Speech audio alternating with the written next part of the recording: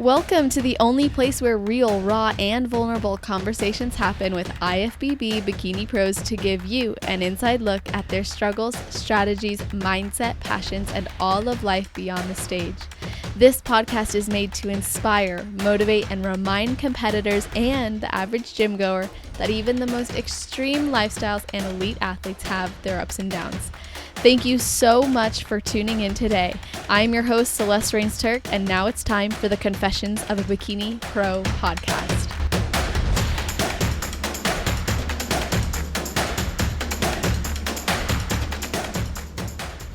Today, we are speaking with an athlete who was born in Singapore, and she joins us from Australia.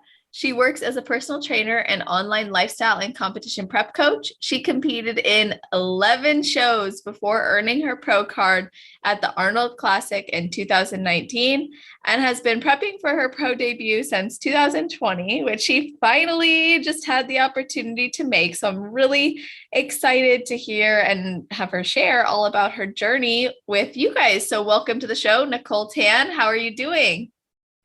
I'm good. Thank you so much for having me on the podcast. I've been listening to the podcast since I was an amateur, so it's really exciting to be on. Oh my gosh. Yeah. Like I said, that always makes my day to hear, and it means a lot to me. And it's such an evolution too, because it's proof that everyone really does start as an amateur and is looking to learn and gain insight and connect in the industry. And then it's kind of a full circle moment, I think, sometimes when girls who listen to this podcast get to come on as a pro and share that journey.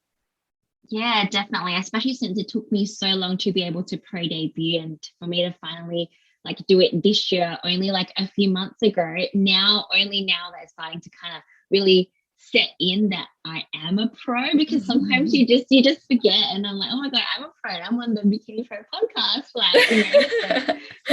That's so cool. Well, I'm gonna ask if there's anything you do or think about right before your heel hits the stage. So basically what I always do just before going on stage is I like to just kind of stand up tall, pull my shoulder blades back and lift my chest up, kind of get into I like to call a queen stance per se, is kind of trying to get into character.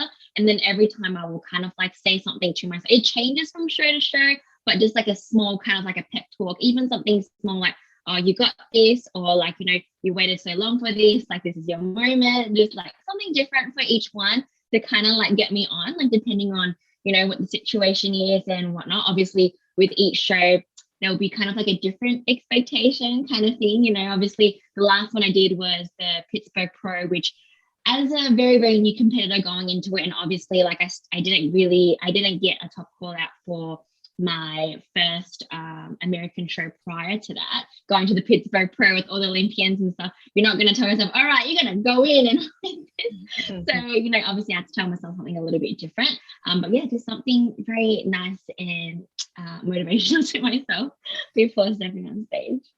That's awesome. I think self-pep talks are so valuable, because how can we accomplish anything if we don't truly believe in ourselves or think that it's possible for us? Yeah, definitely.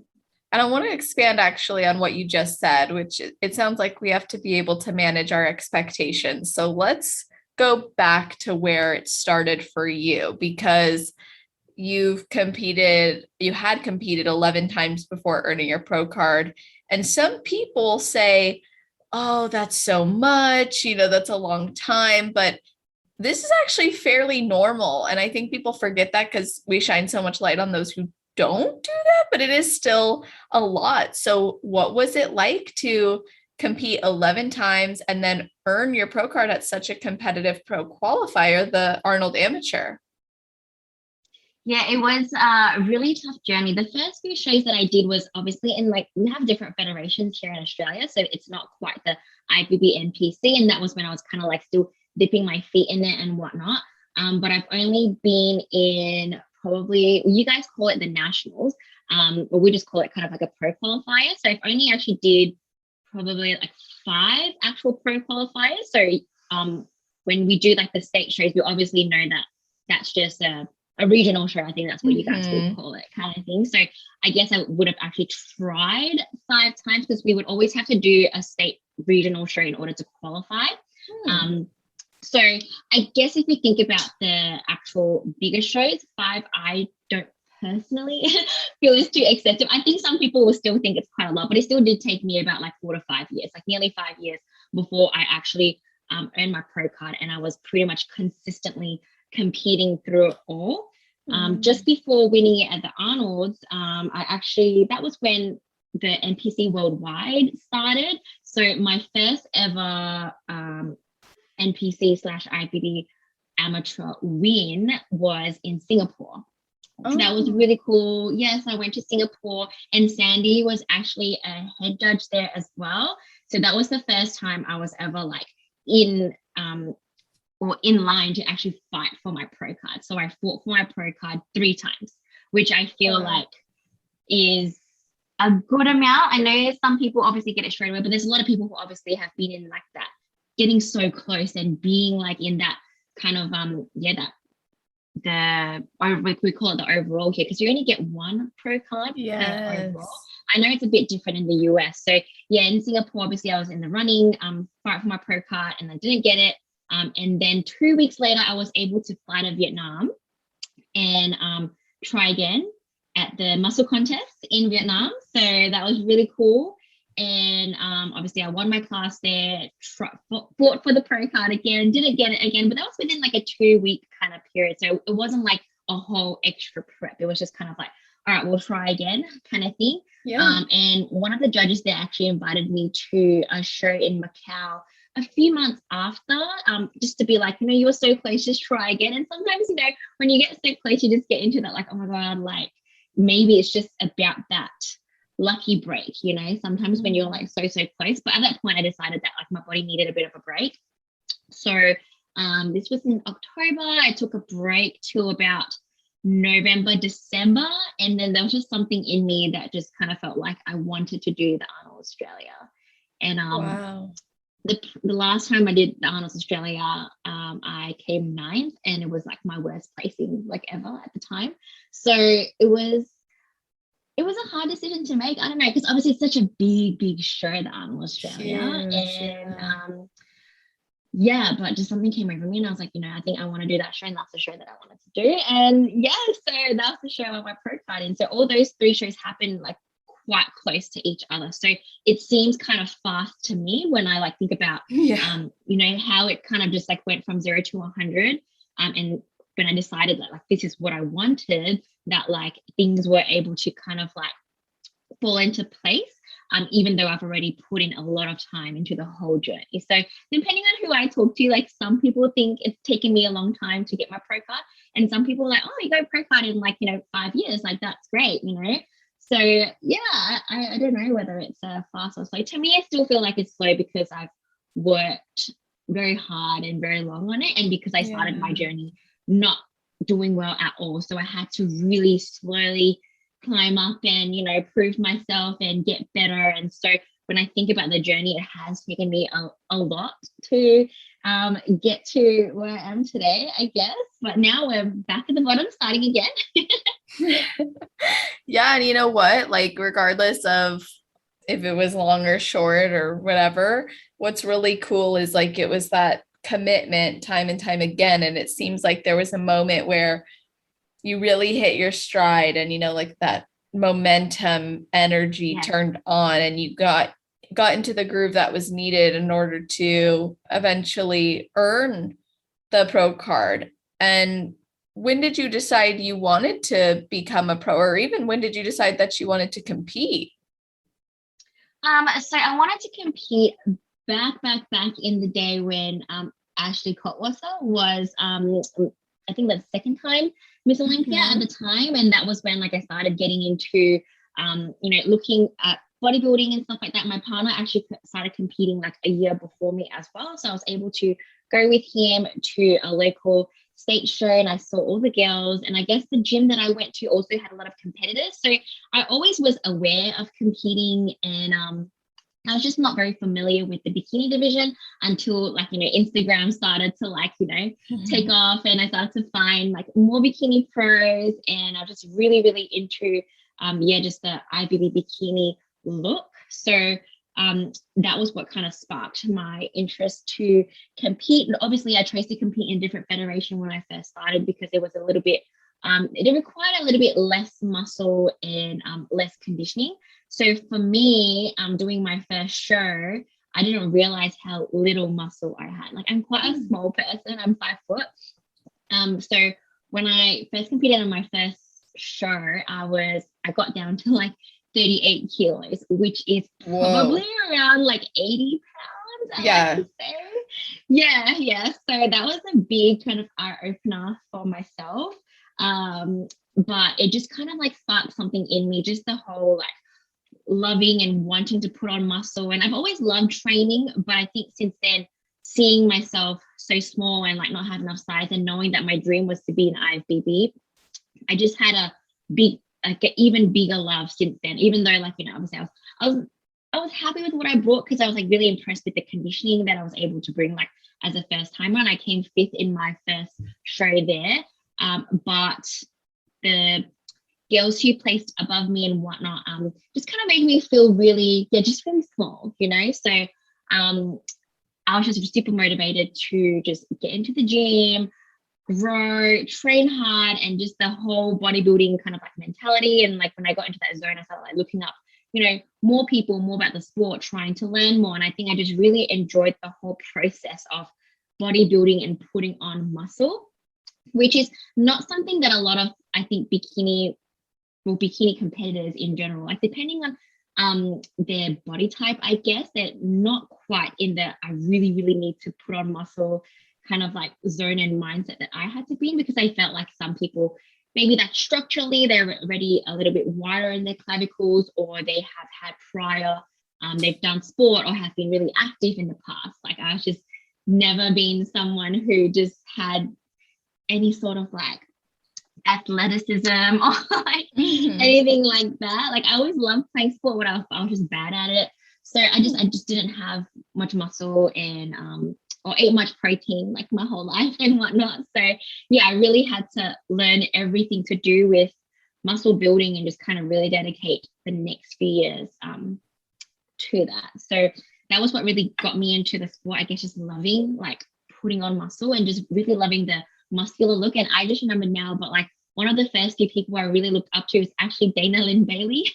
And she's a women's physique. Yeah. So I was just really into just the look of like females with a lot of muscle, and I knew that that was not in my genetics, and I'll never be able to like put on that much muscle. But I just really genuinely love the putting on muscle process, and just how beautiful pros look with the combination of muscularity and conditioning, and still coming in like super feminine, and then the whole just glam side of things as well.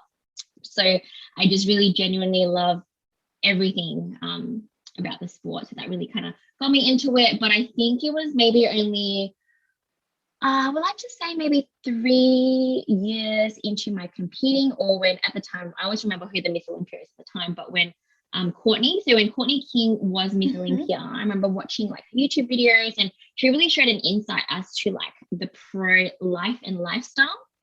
And I remember thinking to myself, I'm like, how great would it be to be able to kind of like live this life? And at the time I was doing okay at shows, I was getting better, but my best ever placing was just 2nd place. So I still haven't won like anything at all.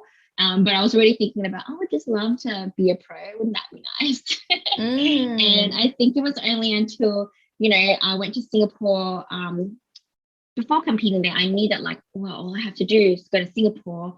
If I win that show, then like, I'm a pro. So it just kind of, it seemed so close to me. And I think that's when I really started to want it, and then getting so close and not getting it. And after Vietnam, just having the judge come up to me after and be like, oh, you're really close. Like, don't give up, keep going. That kind of really, really, really gave me the fire. So I think him coming up to me after that show really changed everything for me and made me want it so much more, and made me really believe in myself as well. So when I went into the Arnold Australia, I was in there like to win my pro card. My mindset was so strong, and I went there. I'm like, this is mine. Like, I'm here to take what's mine because, like, you know, I've worked and fought so hard for this. Like, you know, I've put in the time, the work, I've done the shows, you know, I've traveled the world, like to not the world, well, Asia at the time. So I've traveled internationally to try and get this. Now I'm back at the country that I reside in, but you know, I really, really felt like I earned and deserved it at the time. So I was coming in for it really hard, and I'm so glad and so blessed as well that, you know, that was my time. And I think timing is really important for like anyone who's really chasing after something. And if it's not quite happening, just trust that, like, you know, if you keep working at it and it's something you truly want and you truly feel like it's meant for you, that like you have to trust that it'll be for you in the right time as well. Yes, like letting go of the timeline, but trusting the inevitability. Yes, exactly. Just knowing, you know, it'll happen sometime, like once, sometime, not sure when, but I'm just gonna keep going, you know. Yes. And if you love it and it brings things to your life, and when I say things, I mean like a positivity, energy, it adds to your life, then why would you stop? You know, why would you stop? If you're going to live this lifestyle anyway and pursue these goals anyway, don't worry about when it happens. I mean, of course, I imagine when you decide in your mind, I'm experiencing this myself, but once I decided this is what I really wanted, it's like it feels different. You just execute every day because it no longer is about if, it's like when. And I'm wondering if in your experience, when you had that spark, especially after that judge told you like you could definitely do this, you're so close, did it change your approach to training or nutrition or posing or how you showed up every day? I think my nutrition and training was something that I've always kind of like been very, very good on, like 100%. Maybe not so much in the off season, but I can talk a bit more about that later. I know you like to talk about like the post show and all that kind of stuff with nutrition, and I would love to share. But yeah, so that has always still been something that was easy for me to kind of like stick to control, and I was just very good at it, especially like during a prep. I think I kind of put in lots more effort into my posing and more so just feeling like a pro on stage when I came out. That was what I really wanted to kind of bring across, even though I hadn't won my pro card yet. I wanted to like live like a pro, feel like a pro, and kind of embody that before even turning pro, kind of really, I guess, manifesting, you could say. And I knew that like I had to kind of bring my posing up a little bit more to be able to, I guess, like fully embody that. So I did work on my posing a little bit more, but it's just more so the self-belief and, you know, things that, again, whatever I would say to myself prior to jumping on stage, all the self-talk kind of stuff. Because sometimes I'm just like, oh, you know, just go out there and do your best and whatever happens, happens, kind of like a mindset. But like, you know, when after that turning point, it was kind of like, you know, like you got this, like, you know, just kind of really, really believing in myself, I feel like was a big game changer. So it's all mental for me, because everything else I felt like I was doing to the best that I could. You know, I was training hard, you know, eating well, doing my cardio, like I did everything that like I could have done. So it was more an internal change and mental change for me. That is a really cool thing to express, because I think when you embody that energy on stage, it feels good for you. So it furthers that feeling of like, I can do this, I'm doing this. And two, it's hard not to recognize that, whether you're in the audience or I'm imagining if you're a judge, like they're going to see and feel that. Yes, kind of like an aura or like a stage presence, I guess. Yeah. Yes. And how did facing losses or maybe so close moments actually support the tenacity or the mindset that you have now? I think, and I'm really blessed that like I was able to kind of think this way, but I think there's a part of me and my personality. Being from other federations, I used to remember come out with a good feeling because the look that they were going for or weren't exactly, you know, what would strive to be like or look like, I guess, because I was always into the IFBB look. Mm-hmm. So when I made the leap to go into IFBB, knowing that like maybe I'm not quite ready yet because I don't have enough muscle, I'm like, no, but if I don't win, and I've always been the kind of person that told it to myself, even if I don't win, I want to be able to look up to the person that has won and that has beaten me and be like, she's so great and she makes me want to be better. You know, someone that can really give me like a good loss. It's such a weird thing to say because obviously I know I'm like losing, but like, you know, I always tell people, I'm like, you know, if you came second to Usain Bolt, like, wouldn't that just make you want to be so much better, you know, if you were like running a race kind of thing, you know? So that was what I always wanted. And that was the main reason why I competed in the IFBB. And so the girl who won her pro card in Singapore, like, I thought she was amazing. She was so great. And I remember the Arnold that I won my pro card in, she made her pro debut there. And I think she came top 6. So, you know, she was really good. And so I was I wouldn't say I was more than happy to lose to her, but losing to her, I didn't feel any kind of like bitterness or that kind of stuff. It just made me kind of look within myself, and I'm like, I need to be better. Like, you know, how can I like improve, you know, that kind of stuff. And then in Vietnam, the girl who won her pro card there, she was at the Olympia last year.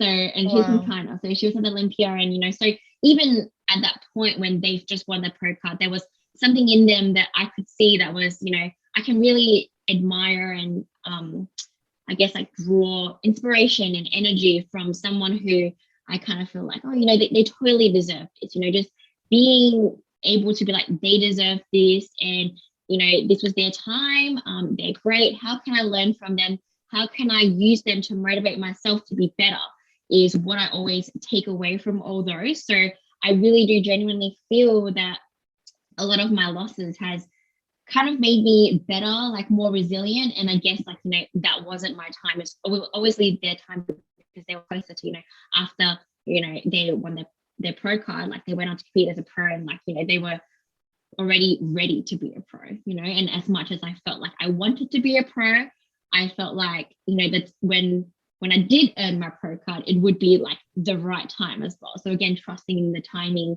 and using the time in between just before getting what I want to make sure that I become the person that deserves the title and like deserves whatever it is that I want, you know, in all areas of life. I felt like, you know, if I can't get what I want right now, I'm going to make sure that I make myself the person that is so deserving of it the moment that I got it. And that's how I really felt like when I did win my pro card. So I guess it all kind of came together, you know, eventually. Absolutely, it did. Now, hearing you say that there are the times you came second to somebody or so close and you're behind, and they had something that maybe you could look up to or aspire to. I'm wondering, when you were at the top and you got what you were working towards, you got the pro card, what do you think others might have seen in you that set you apart? Oh my God, I've actually never ever thought of that. Never. I think a lot of people at the time when I did win, I was one of because in Australia, it's quite a small circuit. I was one of the competitors, especially in my state, that has been around for like a long time.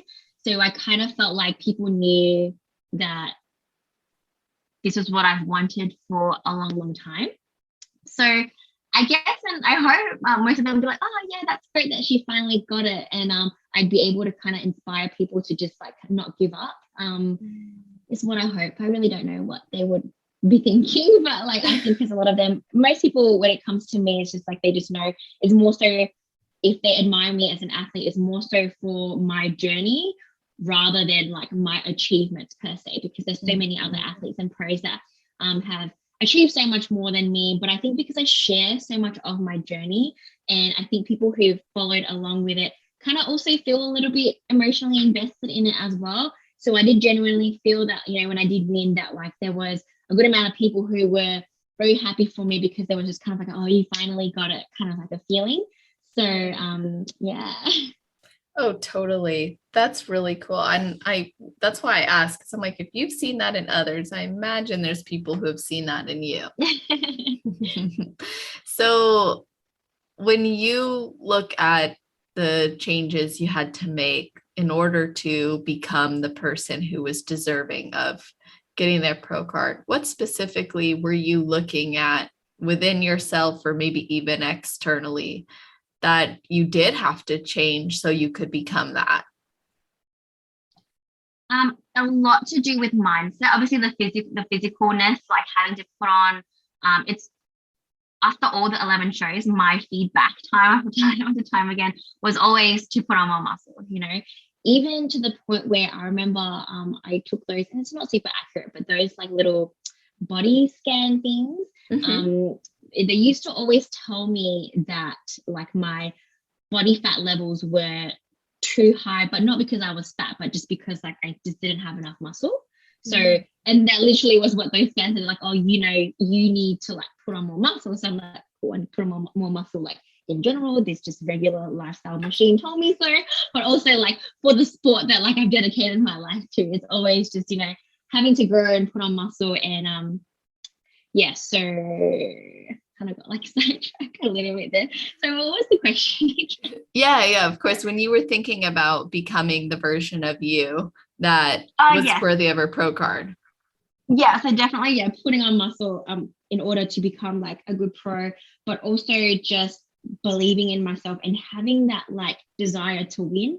So I think like I always look up to obviously other pros, but also a lot of other athletes and stuff. And anyone who's a professional athlete in general, not necessarily just bikini pro or IFBB pro, just any athletes, because I like to draw like motivation and energy from like, people who have like done well in their field of like any kind, even if I don't quite understand like their sport or whatever.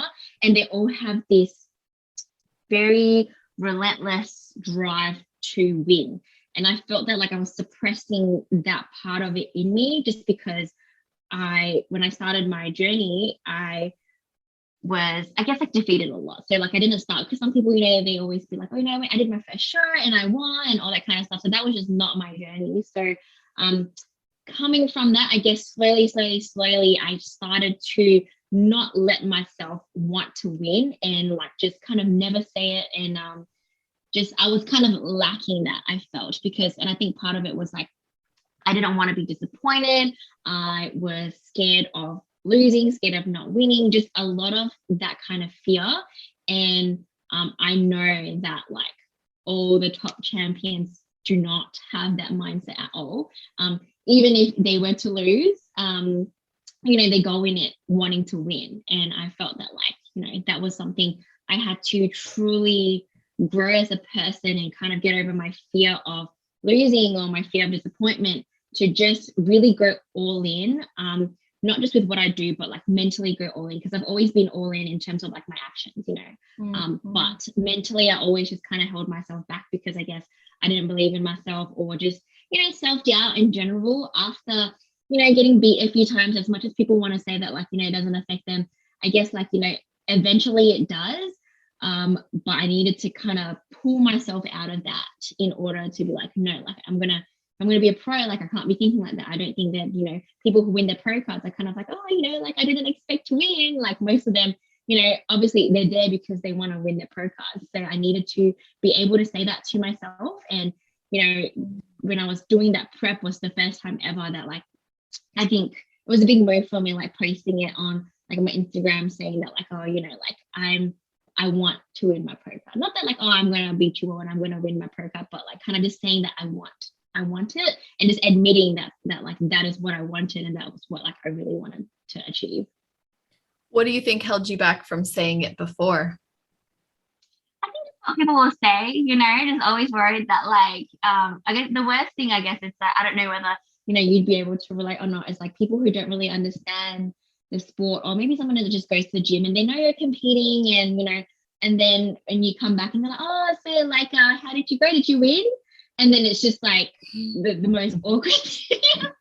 I'm just like I didn't, but I made first call outs or whatever, but they they just wouldn't really get it. It's just most people only know winning or not. Did you win the show or did you not win the show? Yeah. So I guess I was just scared to admit to social media or even just like anyone really, just saying that like I wanted to win my pro card just in case like I didn't win. Yeah, of course. There's that fear of like, well, what if I don't live up to this standard or this expectation I've now set and put out? Yet by putting it out, it actually empowered you more. And Yeah. you've also made statements. It seems like this is really like turned into more confidence for you, because you said in a recent video your goal is not just to make it to the Olympia one time, but you want to do it many times. So what are you doing now to support yourself in achieving that goal? So the first thing I had to do, and this happened during the COVID time, when pretty much Australia and my state in particular, we were in like a 2-year long lockdown, basically. Not lockdown in terms of in our house, but like we were not able to leave the state, even to go to a different state in Australia. We were just stuck here, and there was absolutely no pro shows in Western Australia where I'm from. Whenever there would be a pro show, it would be in the eastern states in Australia, and even then only 1 or 2 a year. So basically I had to be able to travel and understand that, like, you know, most of the pro shows are going to be in America. So that's going to be far away. That's going to cost money, because obviously I'm still a new pro. I don't have like a ton of sponsors and all that kind of stuff. And I needed to make sure that firstly, I would be able to financially support myself in this goal and this journey, you know? So that was when like I really started to like build my online business and all that kind of stuff.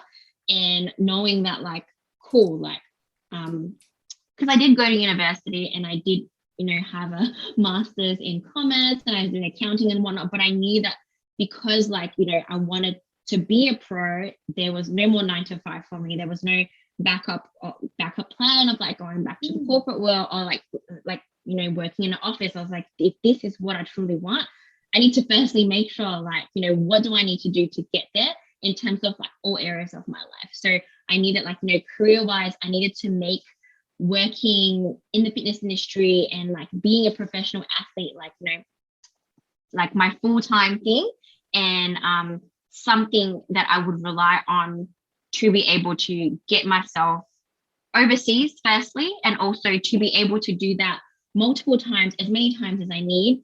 And at the time also I was saving for just in case I needed to do any like hotel quarantines when I came back. There was like more and more added cost of traveling during the whole, you know, pandemic and whatnot. So, you know, I needed to make sure that was like my number one priority, because I knew I couldn't leave the state. Like, what else can I do, you know? So I'm like, right, I'm going to start saving, start working hard, build my business, work on everything else that I can, because I know that, like I said, I'm not just going to go there once. I want to go there multiple times. It's going to cost a lot of money, not just like in terms of flights, but also, you know, just Airbnbs over there and just not having a car over there. I have to like budget in obviously travel. So, you know, just more Ubers or like, and just all the little things that come with competing. Obviously, like luckily for me, I do have a bikini sponsor, but there's still other things like I have to pay for my tan, to pay for my makeup. And so all these things, I was very, very realistic about the whole thing, because that was how like serious I am about it. Because it's one thing to like have a dream,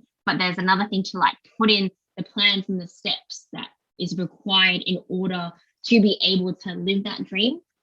And for me, like I said, back when, you know, watching how other pros live their pro life, it was not just the pro card that I wanted. It wasn't just the title that I wanted. It was the whole lifestyle that I wanted. I wanted to live like a pro, do pro things, and, you know, just travel around the world doing different shows and like all that kind of stuff. And like the realistic side of me knows that, like, you know, we're professional athletes that like are not paid the same way as other professional athletes that like, you know, play basketball and all that kind of stuff. We have to be able to fund ourselves, at least until we're at like, you know, a very high level, and obviously we have enough sponsors or whatever to be able to kind of like support that. So I got that all in place, and that was all kind of like worked on prior to me making my pro debut.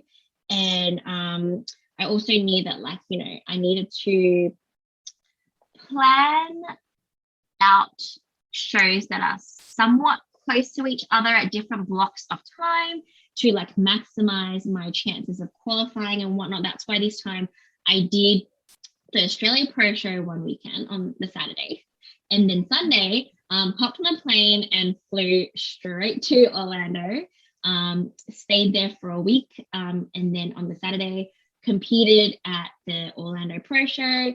And then after that, headed over to Pittsburgh for the Pittsburgh Pro. So just, it's definitely tough doing 3 back-to-back peak weeks, but I knew that, like, you know, it's not going to be that like you do your first show and qualify straight away. I know, like, that was what I wanted, and I was like hoping would happen. You know, I'm like, oh, if I can just do the Australia Pro Show and qualify straight away, how great would that be? You know, but also I needed to make sure that, like, you know, I had other plans and all that kind of stuff, because I knew that, like, in general, to get an Olympic qualification, the standard kind of procedure for most pros is like you got to do multiple shows. You know, even the best of the best, like, you know, you can't just bank on having one show and going there. So I already know that, you know, whatever show that I plan next, sometime next year, that I would have to do a couple, you know, just in case. Always have like your backup plans, and, you know, if you can qualify the first show, great, then you just have another 2 to like get more feedback and get even better. Because yeah, so that's pretty much what I planned for, just a lot of travel and being able to work like online while I'm away, and have, you know, multiple sources of income to be able to support that is basically what I'm doing. And then every single day working on, again, growing and putting on muscle, growing and putting on muscle. So right now I'm actually in prep. I am 7 weeks out from the Singapore Pro Show. But even though I'm in prep, like, my mindset is still growing. So every time I go to the gym, I already know, like, my feedback from like Tyler and Sandy and stuff. They want me, they like my flow and proportions of how everything is. There's not one particular body part that's like, you know, out of balance or whatever. They want me to stay in the exact same proportions and like grow everywhere, basically. Interesting. They're like just like the exact version of me, but like bigger, you know. And even when I asked about conditioning and stuff with Sandy, oh, what about conditioning? And it's like, no, all you have to do is put on a little bit more muscle. And then, because once you have a little bit more muscle, you also automatically look that little bit extra leaner. So because I always felt that, like, I looked really lean, especially here.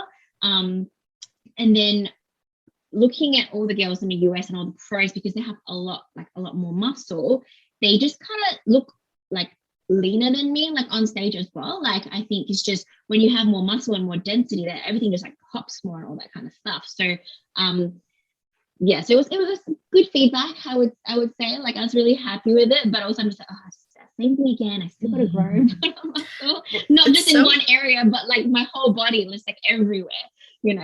Yes, and that's kind of crazy to me, because like your glutes are insane. Like, just saying, like, Thank you. I'm blown away. Like, every time I've watched your videos, I'm like, what? Those glutes are crazy, girl. But it's awesome that you take that mentality into the gym no matter what. That's something I personally changed in my approach this past prep. Is it's like I continued the mentality of like progressive overload and pushing heavier and trying to get more weight up, like, throughout my prep as well. And that was because I was like, I worked too damn hard to build this muscle. I'm not gonna slack or let anything hold me back. Obviously training smart, but I think that's important. And there's so much you just said there that I want to like go back to and touch on. So where do I want to start? One thing you had mentioned was that you really had to prepare to live the lifestyle that you envisioned as a pro, which took me back to what you said, how Courtney King's lifestyle vlogs and how she was living like really inspired you to see the potential of going pro.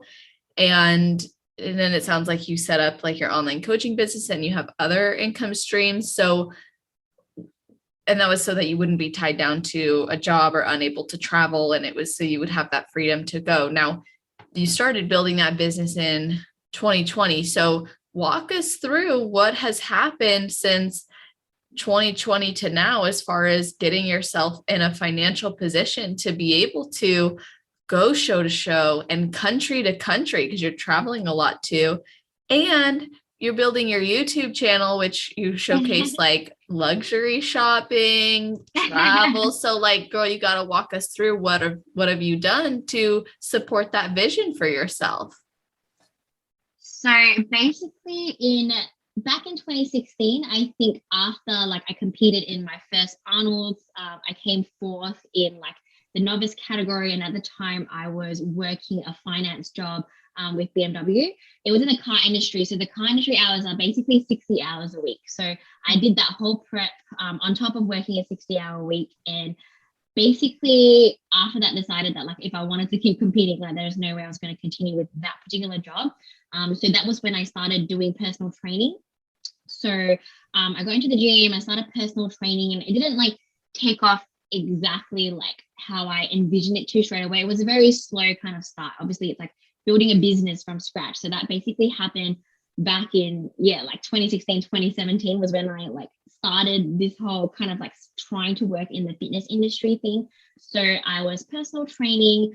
I really wanted my online coaching to take off as well. But at the time, like my social media wasn't that big.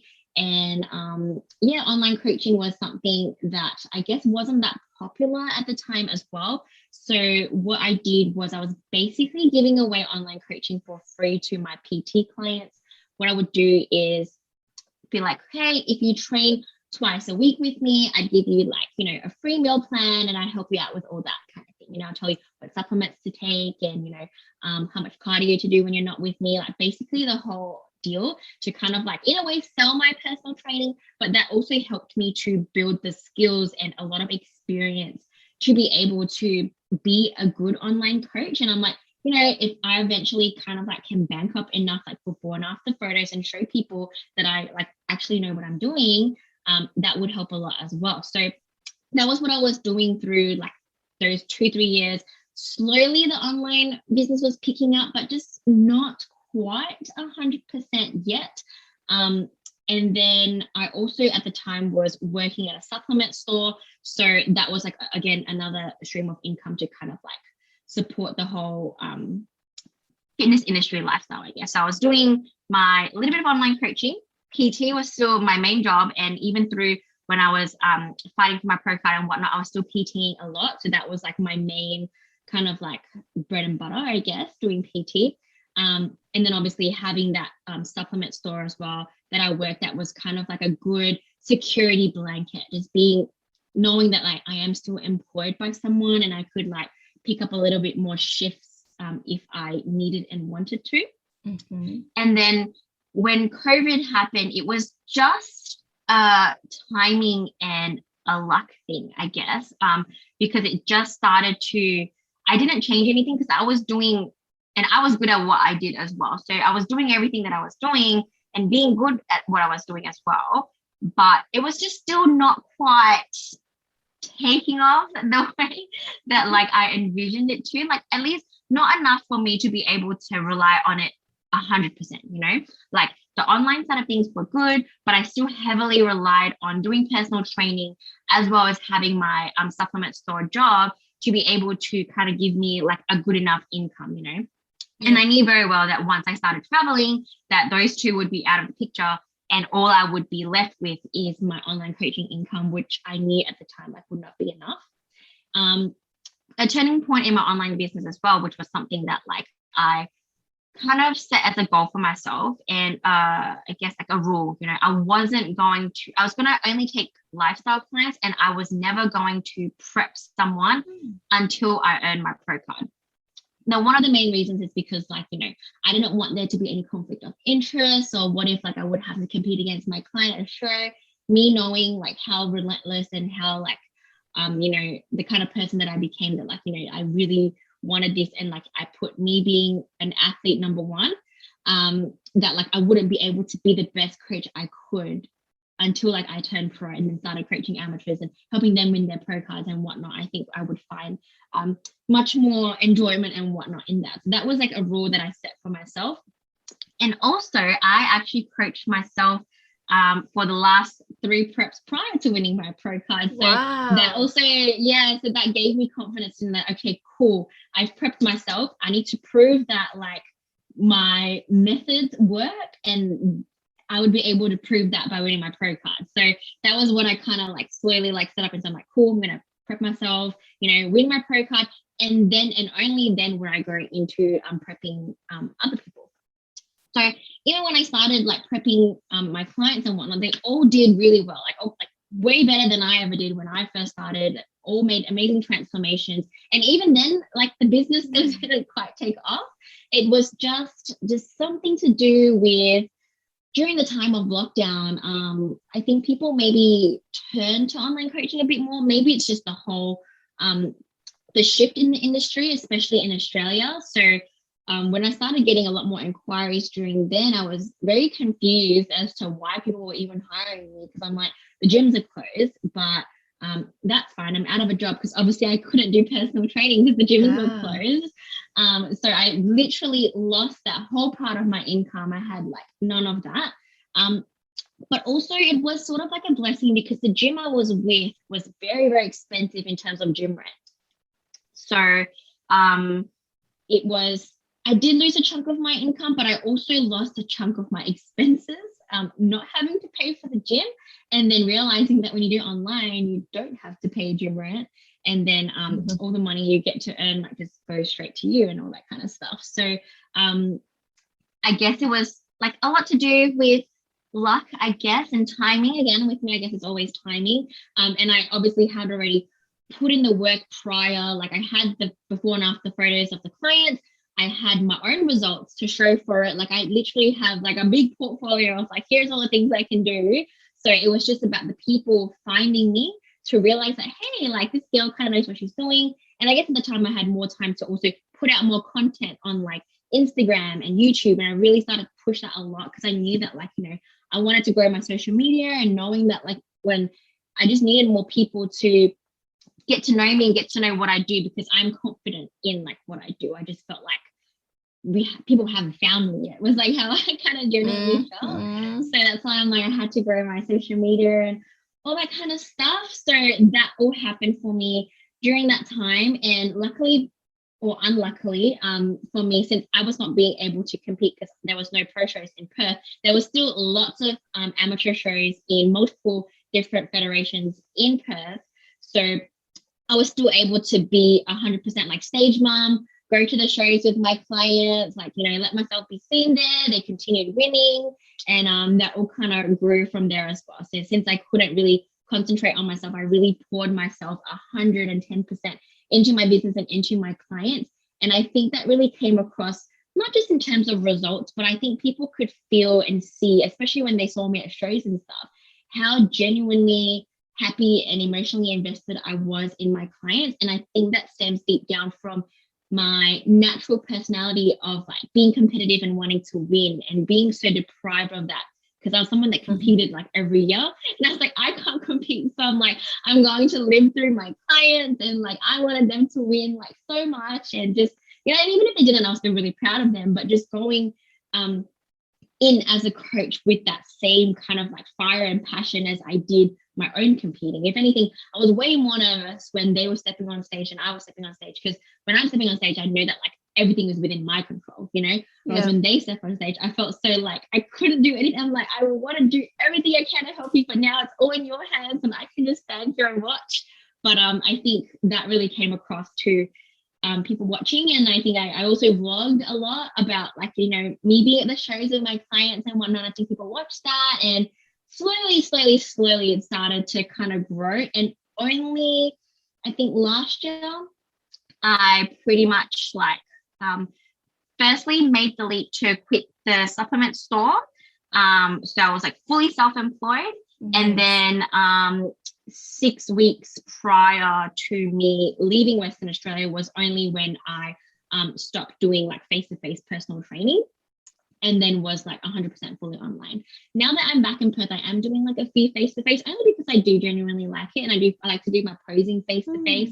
But I'm able to pretty much fully support myself with like my online business now. So this is like my main job, and this has been a dream for me for a long time.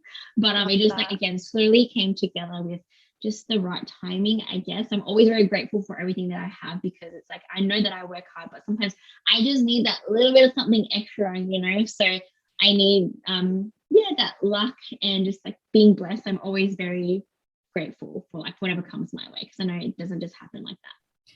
Yeah, so true. Like what I really appreciate is how much you have like dissected your vision. You're like, okay, if I want this, what else needs to be prepared in my life in order to welcome that accomplishment or welcome that identity?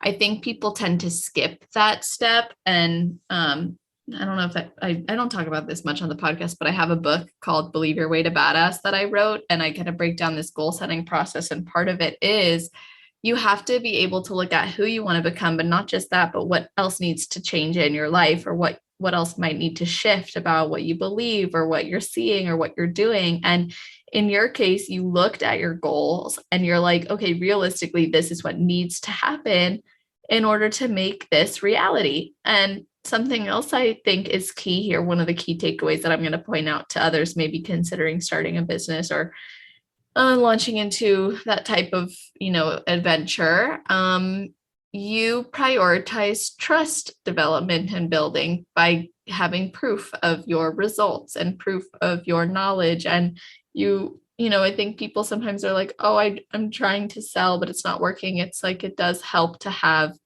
proof so people can trust that you're a good person to go to. And you really were able to create that and are creating that for yourself, which is awesome. And it's now allowing you to pursue your goals. And it's amazing the investment you're making into your life and into your goals energetically and financially. And something that I think is really special as well is some athletes are afraid to stand next to the best. Many want to be among them and stand out, of course, but to actually really want to get up there and stand in front of them and stand next to them and stand out. Like that's something you have also really promoted about yourself, that you want to get up there, you want to make that a reality for you. And you've got this feedback you're working towards. And I'm hoping you could share maybe your goals for the rest of the season. Like, is it to do Singapore and then be done? Is it to do Singapore and come back to the US? Like, what's in your head right now? So flying over to the US is like the best thing like I ever did. And I know like a lot of people probably may feel like, oh, like, you're not ready to like go there yet and whatnot. But like going there and competing in the US, as much as like, I didn't place in the 2 shows that I did, I felt that like helped me level up in so many areas, like mentally, emotionally, and it just kind of really lit that fire in me. And without a doubt, I know I want to come back, but I know that I have to put on the size first. And I even like talked to Tyler about it as well. And I told him like, I know you want me to put on size, but do you think like, how much time do I need to kind of, I guess, take off? And, because I do want to come back, but I don't want to come back too soon. And I don't want to take too long away from the US stage either. And one of the best things that I felt like has came out of the trips is hearing from other pros, not just bikini pros, but also men's physique pros, and just a lot of the pros who were there at the Pittsburgh Pro that I had the chance to talk to. It was always that same kind of message that they tried to, I guess, share with me. Is it kind of like keep showing up, basically. They're like, this is only the beginning of your journey. Don't give up. Like, keep coming back and just basically keep showing up. But also, obviously don't just like keep showing up and not make progress. Like, I needed to plan the timing right so that like I can make sure that I balance the having enough time to make sure I make the improvements that the judges want to see of me, but also don't just kind of like go away for too long. And some people get too caught up in the I'm not going to come back until I'm like 100% ready, or I'm like the best, or that kind of stuff. Like in all areas of like whatever people want to do, right? People always feel like they're not quite good enough yet, so they keep putting off what they want to do. But something that like, the whole pandemic has taught me is that like, I don't want to wait too long, like I want to go after what I want to go after. And like, I feel like life is short. I want to take every opportunity, and, this is the life I want to live. So I definitely want to go back to the US next year. And that's what I told Tyler as well. We reckon season B next year, would be a good time. Obviously, I need to still plan and see when the Olympia is going to be, and also plan, it's all about timing, I guess, when you're so far away. I need to make sure that when I fly there, I can do more than one show. That's the first thing. I don't want to fly all the way to US and only do one show. I've got to make sure that like those shows are like prior to the Olympia, but not in such an awkward time that, like, say if I did get my qualification, it'll be like an awkward time when I have to re-prep for the Olympia and I won't be my best for the Olympia. I need to make sure that, like, okay, so if I do actually win, then like I need to make sure that like it's still putting me in the best position to bring my best for the Olympia, because I don't want to look better at like the show I won my qualification in than the Olympia at the same time. So that it will require a lot of planning as to exactly when, but definitely towards the second part of next year. So right now I have 7 weeks to do the Singapore show, which my goal is to bring in like a fuller kind of physique. So it's kind of messing with my mind right now, because obviously I was in like, the best shape ever just 4 weeks ago competing. So it's a balancing act between re-putting a little bit of weight back on and growing into the next show, but not losing too much conditioning, and just seeing how that works. Because my body is something that, like, in the off season, it's really hard for me to get like fat, I would guess. Like, well, people will look at me and they'll be like, you don't look fat, but I would still put on the weight. So I think the most I've ever put on in an off season would be about like 7 kilos. So about like 15 to 16 pounds, which is a lot for my small body.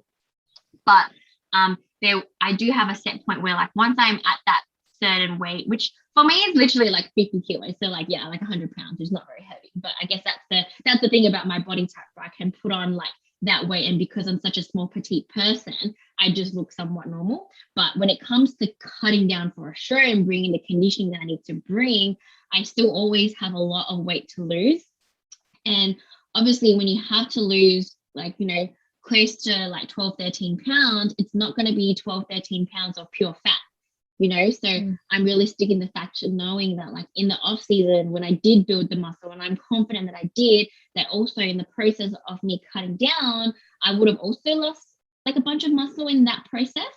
And on top of that, my body's so stubborn. So I have a very adaptive metabolism, I like to call it, which is not a good or bad thing. It adapts both up and down. So like, in a reverse diet, like, it works really well with my body because it starts to adapt really well when you like put more calories in. But at the same time, even when you take calories away, it kind of still likes to maintain like the exact same weight and body fat level it's at. So my body's just very, very good at staying the same. So when I need to push down to the level of conditioning that you need to have as a bikini pro, I need to really, really, really grind it out. So people who have been following me on my Instagram, they see me literally every day posting a story on the Stairmaster. I'm like, here for 1 hour again and all that kind of stuff. So because I had to push so hard to get lean all the times, there's part of me that feels like maybe it's that process that makes me kind of lose a bit more muscle than I should have in the process. So as much as I really want to do well and win this Singapore show, the reason why I've pushed through to do it is a lot to do with an experiment with myself. So me and my coach just want to see like what happens. As bad as that sounds, but I'm like, this is something I've never done. And like now I've done like, 15 shows now. And all 15 shows I've always pushed conditioning like to the very end. And I'm the kind of person, my body for some reason only comes in at the very end. So it'll just be plateauing for like a month or so. Like I can do literally everything and the weight just will not budge. And then all of a sudden it just decides to fall off in the last few weeks. And thankfully I always come in good conditioning for all my shows. So that is generally what happens. But I don't know whether during those last few weeks where like I really drop a lot of weight and suddenly come in conditioning, do I also lose muscle in that process? Like, I don't know. Right. So this is something I really want to try with myself. I'm like, look, I already know, size is what I need to work on. So it's great that right now I'm, I wouldn't say I'm eating a lot, but I'm definitely not on low calories that I normally am. And I'm not in a deficit. So it's just kind of like maintenance, slightly above maintenance, kind of like where I'm at. So I have more than enough food to like push hard at the gym and everything feels great. And I'm not doing any cardio at the moment as well at 7 weeks out. So it is scary because I'm someone that like I'm used to the grind and pushing hard and feeling the prep feels, that's where like I thrive the most. But it's me trusting this process to go through with this experiment for this next show and try to do the best I can. I still want to look conditioned on stage. That's definitely like, I don't want to come in looking like I'm in off season, that's for sure. But I definitely want to have a much fuller physique at this show, get feedback, see how I look. You know, if I can place top 3, I'd be so happy. And you heard it here first. I don't think I haven't even said this yet. But like my goal is now, you know, obviously it's hard when you're as an amateur and winning your pro card, you're just like, I just have to win, right? But now, like after like cool, like, you know, I didn't get like any call out, like, you know, if I can just make it to top 3, like I'm gonna just take that as a win for me for this Singapore show. So that's the goal. Yeah, look better, place top 3. And then I'm going to take the rest of the year off because I'm actually having my wedding next year in June in Bali. Wow. Yeah. So, you know, I obviously don't want to be in prep, like, you know, for that and whatnot. But I think I want to maintain relatively good conditioning, like not too lean, but just so that like I won't have to go through a super harsh prep. So basically after the wedding, so from July, I want to go like straight into prep mode. And then see whatever show comes up after July. So it just depends on where my body is at that time, how much fat I have to lose, how long it'll take for me to get into condition. So I guess like I just basically would start prep and then see what show would kind of tie in with my timeline. Because obviously we still don't know when the Olympia is yet. If the Olympia is in December, then that would have enough time. But if they push it, you know, forward to, I think it's September, yeah. Yeah, then I probably won't have enough time to qualify for that. So I might just need to, I'll still come to the US and do a bunch of shows. And, you know, if I can get my qualification early for the following year's Olympia, then that would be great. So that's the general goal for now. Just experiment with bringing a different, fuller, but still lean physique in the next 7 weeks, and then go full force into just grow mode, but keeping in mind that like this time I really want to be closer to my stage weight, I feel, because it's always been a hard thing because you always know that like, you know, you need to put on the weight in order to obviously like grow, and I have a lot of size that I need to put on. But at the same time, I'm like, if I have too much fat to lose, now that I know my body is so stubborn at losing the fat, I think I need to pay more attention to how much weight I do gain in the off season and make sure it doesn't get too high. But it's all about a learning process and experimenting. And so I will do whatever I need to do. Obviously, like if I have to put on a lot of weight that would guarantee that I would put on a lot of muscle, I will 100% do that. Like I don't really care if I look a little bit fluffier or whatever, like have no abs in the off season, like none of that bothers me. I just want to do what will allow me to look my best for my next show, which at the moment, because my body is so weird, that like I'm not quite sure yet whether it be keeping a lower body fat is better, or do I have to like eat more to grow more? I'm not quite sure yet, and I'm still figuring that out. But once I do, I will definitely take that route and do that.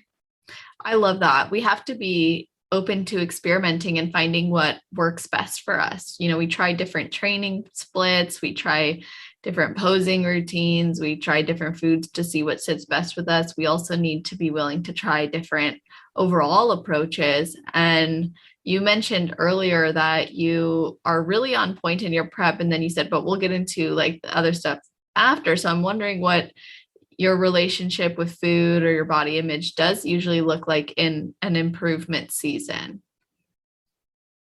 So in my early stages, so after my first few shows, I think it's to do with me being so light and small, and always like having that like I need to grow kind of mindset. For the first few shows and whatnot, I really we all go through that phase, I think, in our first few shows. Like I was not good, and I tell all my clients as well, don't be you know, embarrassed or like upset or like all that kind of stuff. I'm like, and the person you see me today, like back then, I would like binge after all my shows. There was like one show after I competed at like, I think my second Arnold, I flew to Hawaii with my partner. We had the best holiday there. I ate so much, I gained so much weight, but then just like came back and like started to like lose a little bit of it and whatnot. So I think just I've not been someone that has been very good with my reverse. I used to like not even believe in reversing. I just like whatever, I just like put the weight on it and like let's lose it later. But I've always been someone who's very accepting of the fat gain, if that kind of makes sense. Mm-hmm. I'm like, I knew that like, okay, like I shouldn't be, eating this much and putting weight fast, like putting weight back on this quickly. However, I'm also able to accept the fat gain as part of it. And the one thing I never let go is my training. So even though, again, like my nutrition was not always on point, like immediately per show, I'd always think about food as fuel. So even if I had like, so big cheat meal, and usually that happens like, I guess like,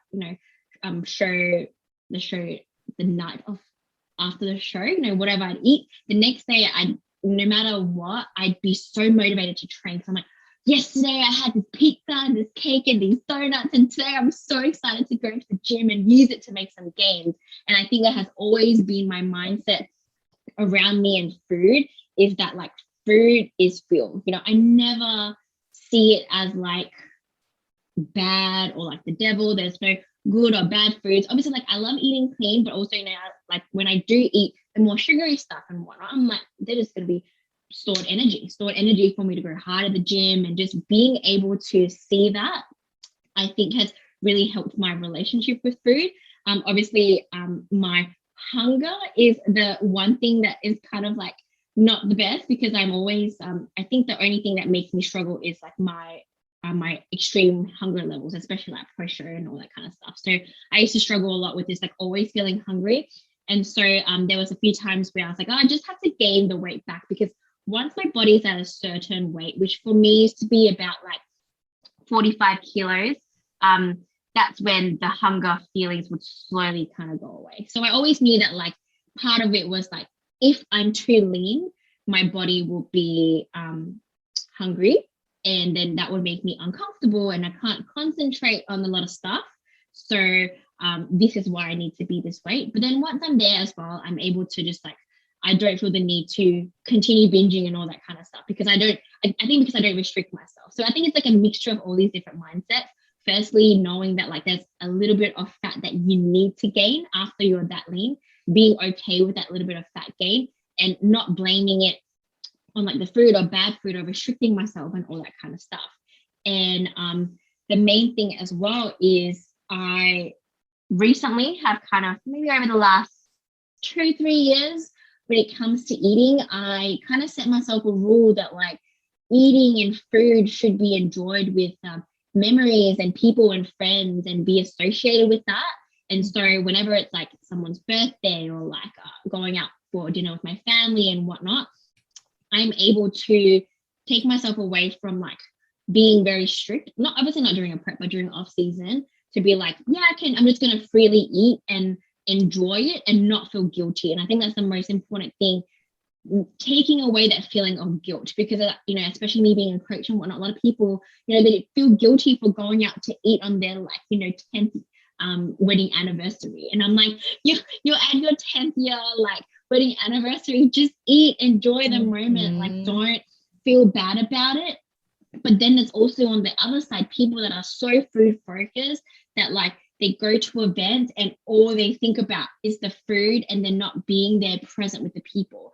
So that's something that like, I've been able to do for myself very, very well now, is like enjoying the moment. So that's why I don't overeat, because, every time I'm out with like, friends and whatnot, I'm there to enjoy the moment. And sometimes I love to talk, I guess, as you can probably already tell, like from my videos and whatnot. And so when I'm there with my friends, like sometimes I spend so much time just like talking that like I don't actually eat that much, because we always order stuff to share and like all that kind of stuff, so being there, eating the food, not really thinking about like, oh, how many calories is this, is what I'm eating or whatever, eating it, enjoying it, slowing down by like taking photos of the food and just really enjoying like the food, the people, the moment, and having a very good feeling associated with that. Like there's no guilt, there's no this food is bad or like all that kind of stuff.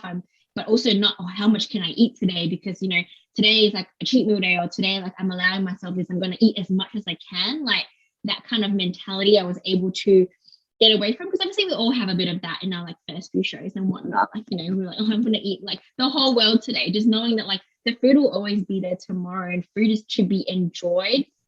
And yeah, just not being overly focused on it at the same time as well. I try to like tell people to be, I'm like, go out and have fun, but like try not to make the whole dinner about what you're gonna order, like pay attention to whoever you're eating the food with, and I think that really, really helps and has been able to like help a lot of my clients as well, especially the ones who are like, I guess, afraid to go out and eat as well. I'm like, look, I know we're on, a meal plan or macros and whatnot, but all I need you to do is tell me, what the event is.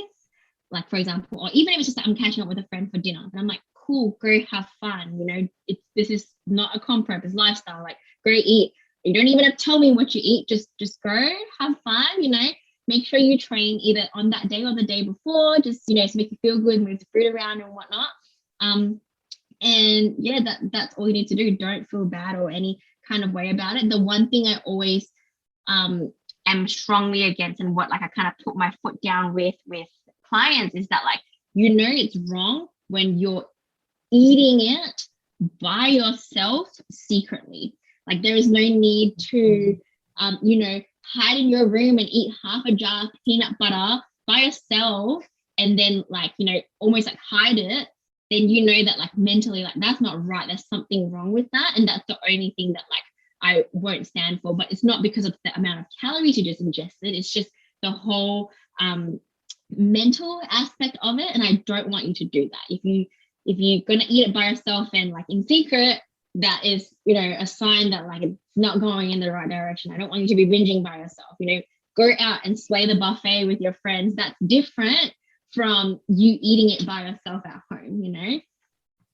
Right. And we have to be, the reason we get guilt is because we are acting out of alignment with however we see ourselves, with the intention that we have or haven't set. So when you say, it's important for you to have fun with your friends and family, and then you don't have guilt, it's because you've set that intention. So when people want to say or not experience guilt, they say, I don't want to feel guilty for this. Well, then you have to first change the beliefs or the associations with these decisions. And a lot of people aren't willing to do that, or they feel bad because they don't think, oh, this isn't what a pro would do, or this isn't what an athlete would do, or so-and-so from such and such said that you shouldn't do this. Well, if you want peace with it, if you want to do that, you have to be able to set your own standards and your own commitments that are going to help you live this lifestyle for the longest time possible, and for a time that's really beneficial.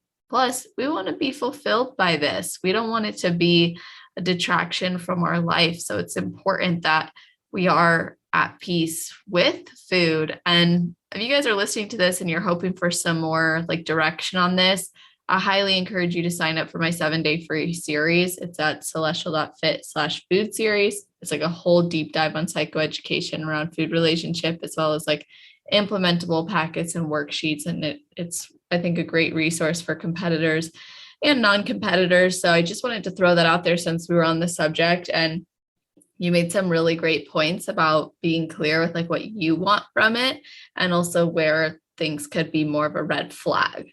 So I appreciate you being open about the experiences you've had, because I think that also puts people at ease to know they're not alone, and others who are doing really great things have experienced it before too. And it's important to focus on relationships, friendships, family, connection, so many other things to consider that can really help a prep or an improvement season feel better. So I'm really glad that you shared that. And it actually reminds me too, when it comes to reversing and recovering and trying different things, we also have to realize when someone wants to do a prep, like, it's not just 12 weeks or 16 weeks or 24 weeks. It's the 8, 12, 10, 24, 52.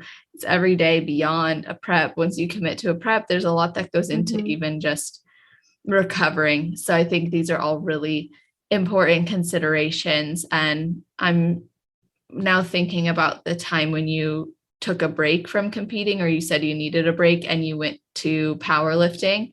Can you tell us yes. how did that impact you in your journey just to step away for a little and focus on this and give yourself permission to do that?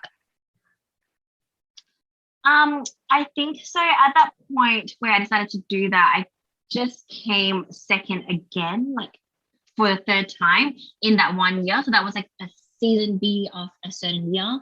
So I guess I was feeling a little bit burnt out from a mixture of like not getting what I wanted, but also just like, doing like 2 seasons back to back was like kind of hard. Most people normally do season A or B in Australia. That's why we always have like a main show beginning of the year and a main show end of the year. So it's kind of like hard to do 2 in 1 year. And so like I pushed really hard for that.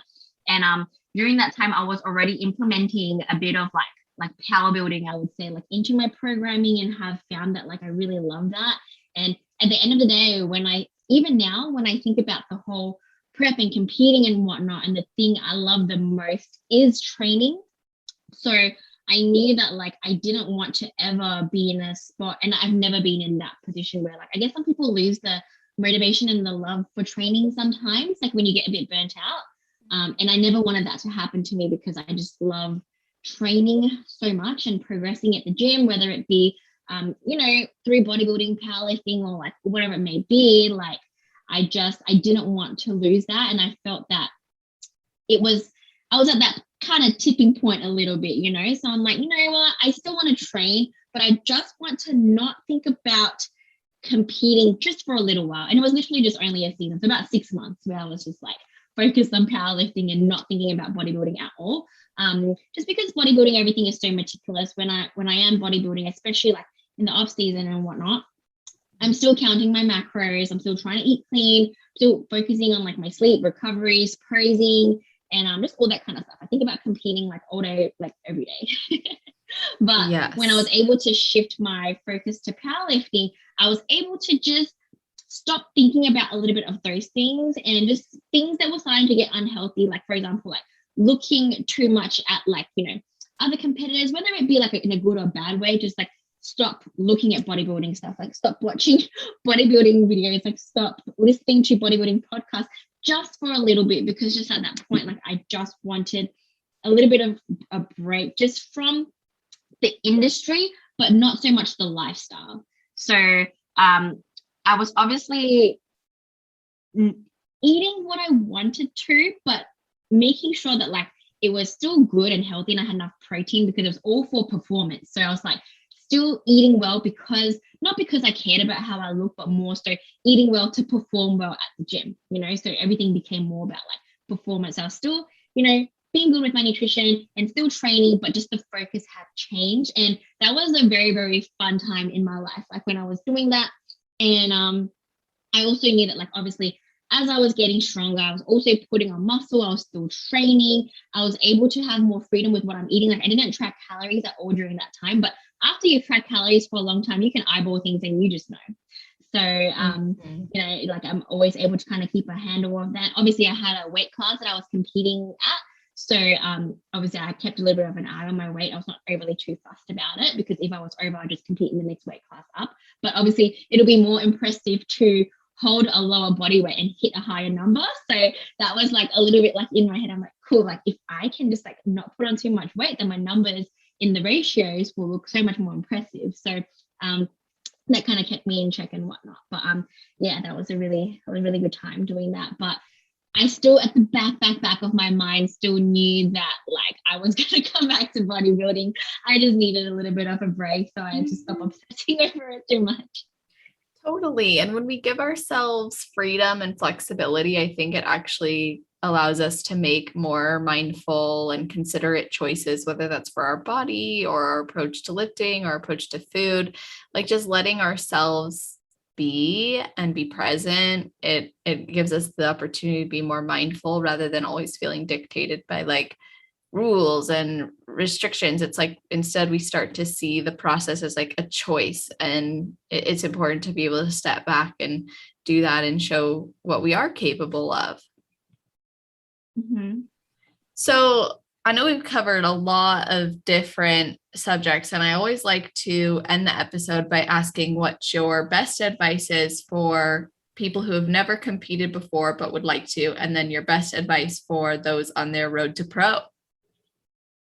So if you haven't competed before, just know that like don't wait till you feel like you're good enough, because you never know, so just go out there and begin your journey, because it's not about the destination of like, oh, my first show. Your first show is just going to be that, like your first show. It's going to be the photos that you're going to compare to your future shows photos and see how much progress you've made. So sometimes it's all about just like getting out there and getting started. Obviously, like still give it your best, but don't keep putting it off, because too many people are too scared to take that first step.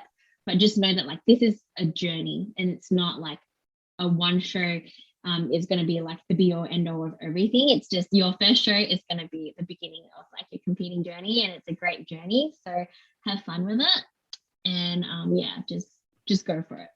If you're someone who is trying to turn pro, don't give up. Firstly, you never know when it is going to be your time, but more than that, like enjoy this process and this journey as well. So competing as an amateur, especially if you're coming close, that means you're getting in first call outs, like you're always coming close, maybe you're winning your class, like you're so close. And sometimes you forget to enjoy, like, because you've been maybe winning a state show so many times that like you're almost taking that for granted a little bit because you want to turn pro so badly. But just also take a moment to step back and do celebrate your little wins. So even if it's, you're in that overall and like fighting for it again, you didn't get it, but be happy you're in that overall, because once you turn pro, you're starting all over again.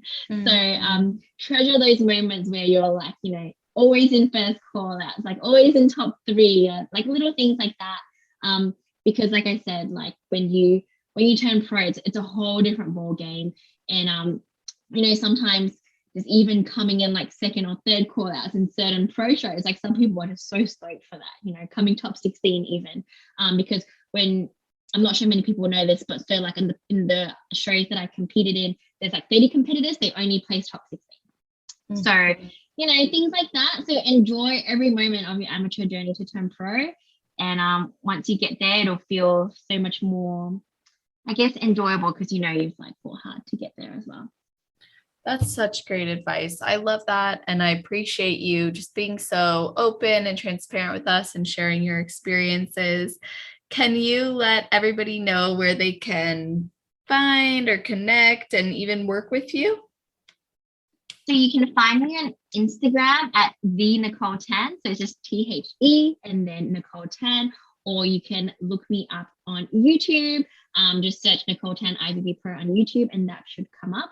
And you can just DM me via Instagram if you wish to work with me. I do lifestyle, posing, and competition prep around the world. So it doesn't matter where you're from. So I'd love to work with any of you who, like my approach and my philosophies towards training and competing.